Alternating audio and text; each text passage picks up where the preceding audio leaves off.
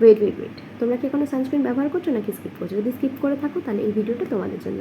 আজকে আমি চলে এসেছি ডট অ্যান্ড কি ওয়াটারমেলন কুলিং সানস্ক্রিনটা রিভিউ করার জন্য। এটা আমাদের স্কিনকে সান ড্যামেজ থেকে রক্ষা করে। এটা খুবই লাইট ওয়েটেড, অয়েলি লাগে না এবং হোয়াইট কাস্ট ছাড়ে না। স্কিনে আমাদের সানের দ্বারা যেটা ড্যামেজ হয়ে থাকে, ট্যানিং এবং বিভিন্ন ডার্ক স্পট হয়ে থাকে, সেগুলো কিওর করতে সাহায্য করে।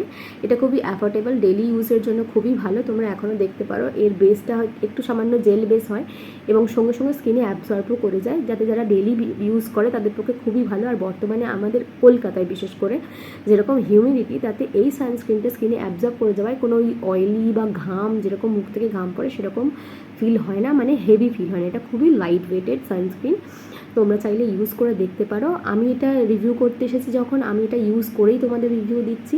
আশা করি তোমাদের ভালো লাগবে। যদি কেউ আমাকে এটা 5-এর মধ্যে রেটিংস করতে পারে তাহলে আমি 5-এর মধ্যে 4 দেবো।